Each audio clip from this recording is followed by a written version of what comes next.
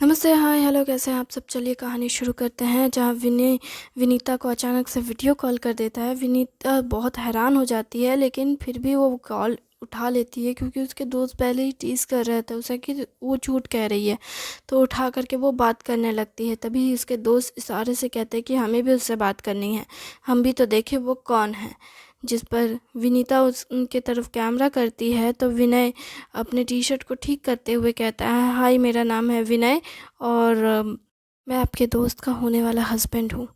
जिस पर सभी लोग उसे हाय कहते हुए कहते हैं कि मेरा नाम केविन है, मेरा नाम नीरज है, मेरा नाम माइकल है, मेरा नाम अ, आली,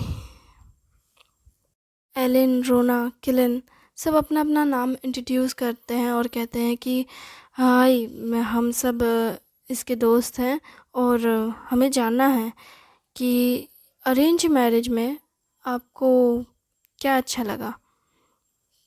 क्या अरेंज मैरिज में? मुझे नहीं पता। मुझे आपकी दोस्त बहुत पसंद है। और कैसे पसंद आ गई?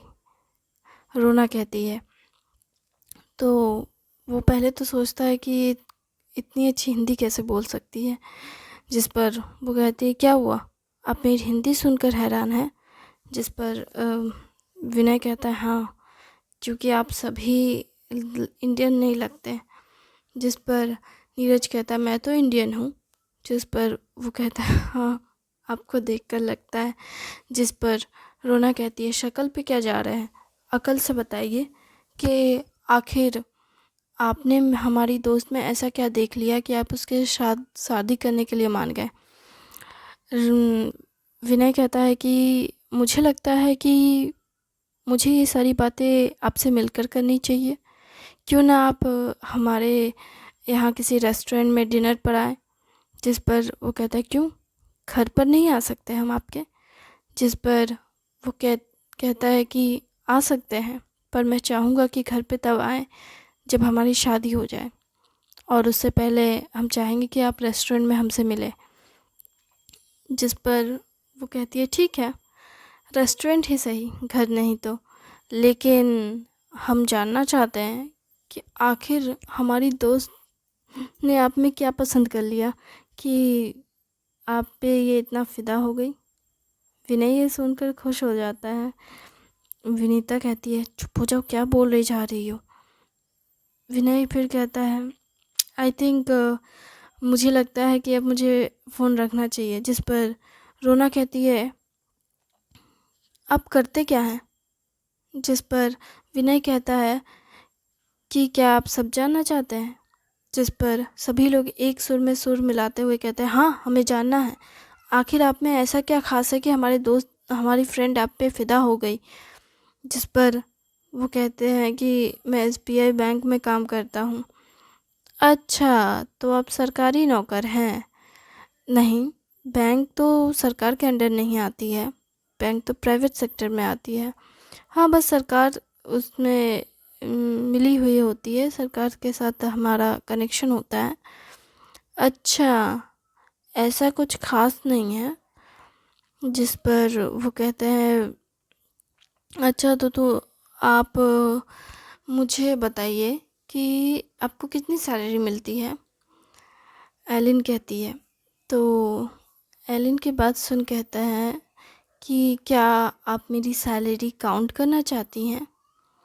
जिस पर वो खामोश होती है और कहती है, हम तो बस अपने दोस्त के बारे में जानना चाहते हैं कि आप उसके खर्चे उठा सकते हैं कि नहीं।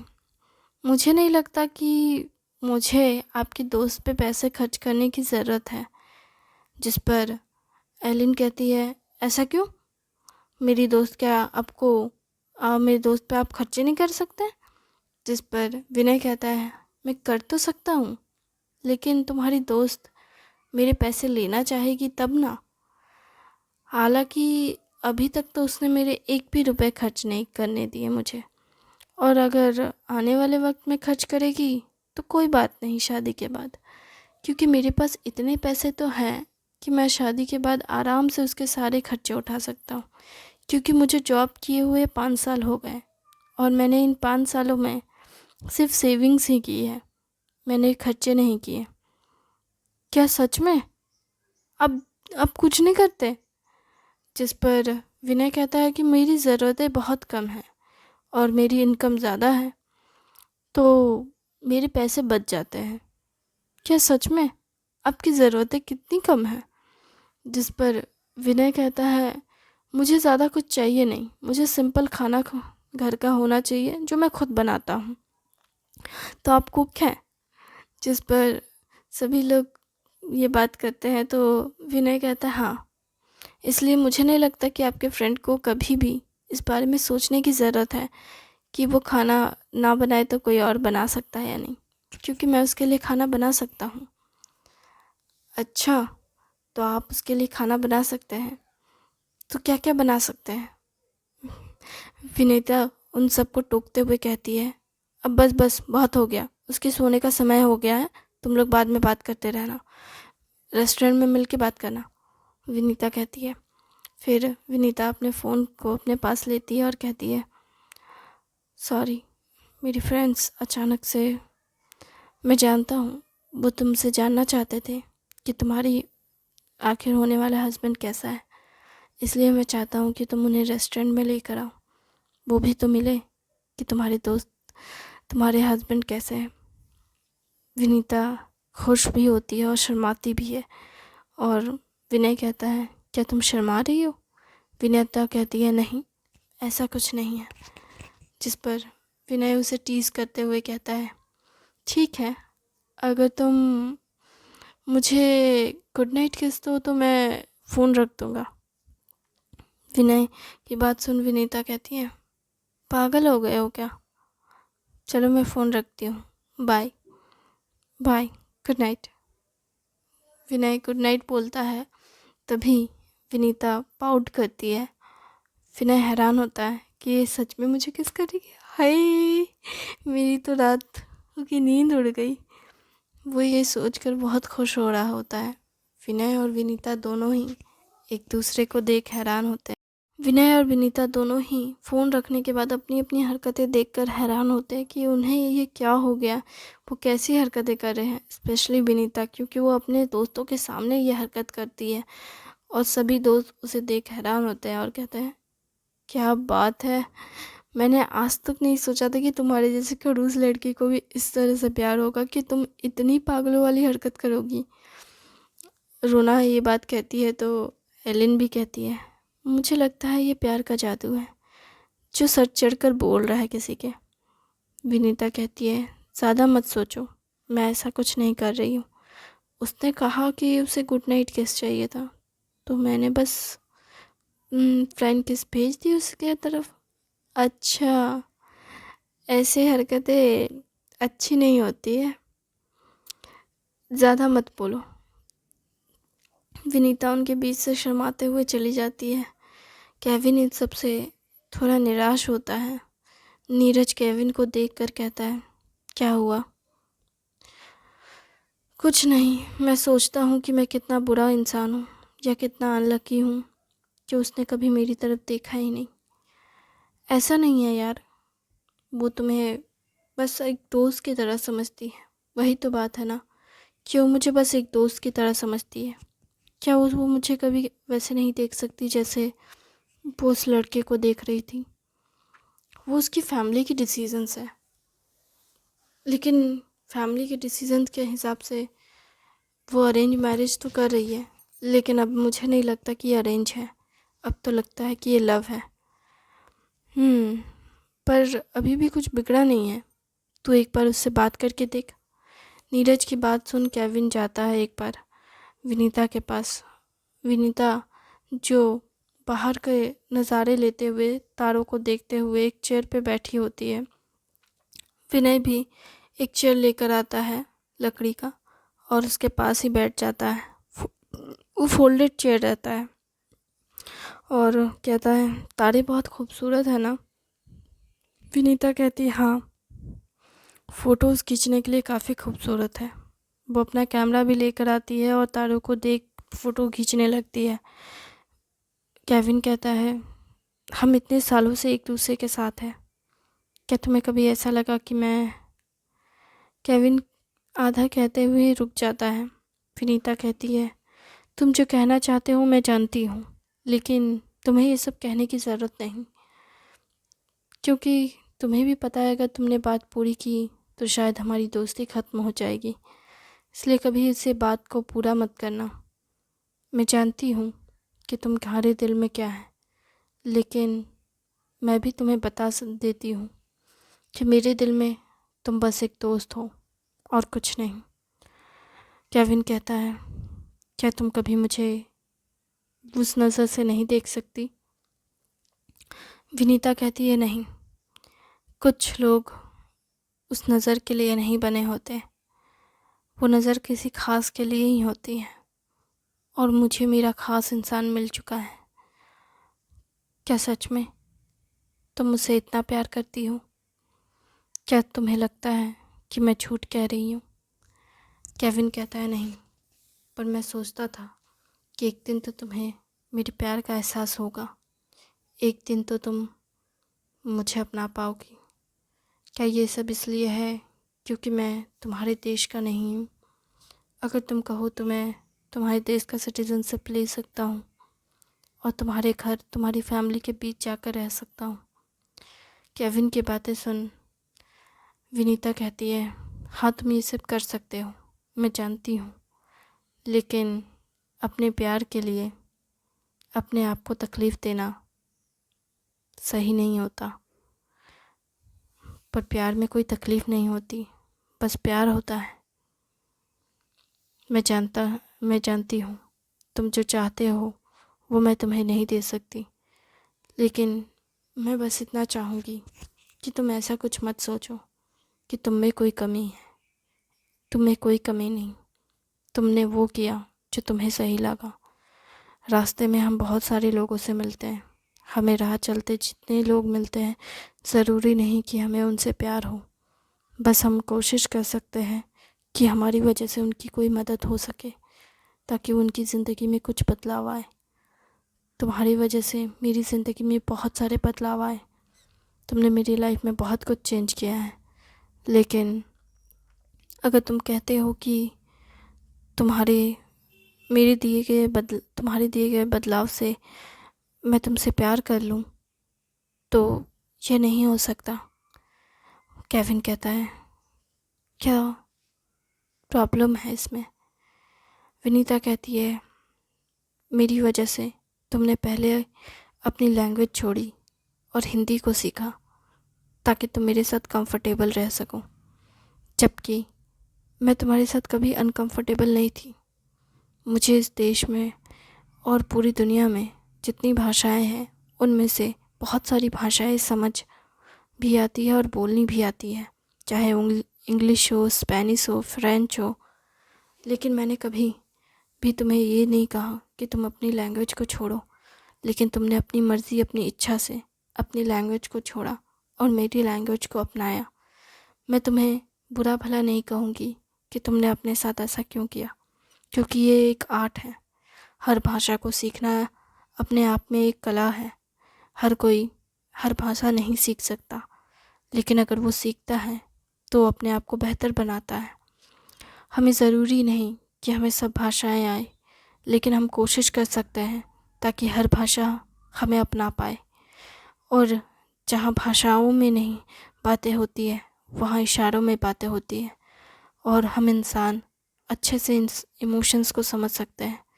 इसलिए इस दुनिया में हम उन इमोशंस को भी समझ पाते हैं जो कहीं नहीं गई है, जैसे कि तुम्हारे दिल की बात। तुमने कहा नहीं, लेकिन मैंने सुना है, इसलिए मैं जानती हूँ कि तुम गलत नहीं हो, और मैं ये भी जानती हूँ कि जो तुम्हारे अंदर है वो कितना गहरा है। लेकिन ज़रूरी नहीं जिसे तुम दिल से चाहो वो तुम्हें भी चाहे। इसलिए मैं तुम्हें इतना सब नहीं कह सकती क्योंकि मेरा हक नहीं है, लेकिन मैं इतना ज़रूर जानती हूँ कि तुम एक बेहतर इंसान हो और तुम लाइफ में एक अच्छी लड़की डिज़र्व करते हो। पर मैं वो इंसान नहीं हूँ, क्योंकि मैंने कभी शुरुआत से लेकर अब तक तुम्हें लेकर ऐसी फीलिंग नहीं रखी, नहीं मैं रखना चाहती हूँ। केविन एकदम से उसके करीब आ जाता है। विनीता उसे खुद से दूर करती है और कहती है, तुम क्या कर रहे हो? आई एम सॉरी, पर मैं खुद को कंट्रोल नहीं कर पाया। मैं चाहता हूँ कि तुम मुझसे प्यार करो, मुझे अपने दिल में वो जगह दो जो जगह तुमने उसे दी है। तुम्हें वो जगह दे तो सकती थी, लेकिन तुमने अभी जो हरकत की, मुझे नहीं लगता कि मैं तुम्हें कभी वो जगह दे सकती हूँ। तुम्हें पता है, उससे मेरी शादी तय हुई है, लेकिन अब तक उसने मुझे छुआ तक नहीं, जबकि मैं तुम्हारे साथ रहती हूँ और तुम मुझे छूने के बहाने ढूंढते हो। जिस पर वो कहता है, आई एम सॉरी। तुम हमेशा सॉरी कहते हो, जबकि उसने कोई ऐसी गलती की ही नहीं जिसके लिए वो मुझसे माफ़ी मांगे, लेकिन फिर भी वो कई चीज़ों के लिए मुझे थैंक यू कहता है। वो मुझे सॉरी नहीं कहता, पर थैंक यू कहता ज़रूर है, हर उस बात के लिए जो भी उसने मेरे लिए की या मैंने नहीं की उसके लिए। क्या मतलब ये कि जब मैं उससे मिली तो उसने पता है मुझसे क्या कहा, मुझे जानने के बाद, कि उसे लगता है कि मैं उसके काबिल नहीं। तुम उसके काबिल नहीं। नहीं, मेरा कहने का मतलब है कि उसे लगता है कि वो मेरे काबिल नहीं है, क्योंकि मैं औरों से बहुत बेहतर हूँ। जबकि तुम मुझे हमेशा रोकते थे। जब भी कोई ऐसी सिचुएशन होती थी जहाँ पे हमें फाइट करनी चाहिए थी, तो मुझे रोकते थे। लेकिन वो ऐसा नहीं है। वो मुझसे कहता है कि वो मुझे किसी चीज़ के लिए नहीं रोकेगा, मुझे जैसे मैं हूँ वैसे अपनाएगा। जहाँ तुम मुझे बदलने के लिए कहते थे। किसी का प्यार किसी को बदलता नहीं, और ना ही मैंने तुम्हें कभी बदलने को कहा, लेकिन तुमने अपनी मर्ज़ी से खुद को बदला, इसलिए मैंने तुम्हें कभी टोका नहीं, क्योंकि ये तुम्हारी चॉइस थी। और तुम जैसे खुद को बदलते रहे, वैसे तुम भी चाहते थे कि मैं भी तुम्हारे हिसाब से, इस दुनिया के हिसाब से बदल जाऊं। लेकिन विनय ऐसा इंसान नहीं है।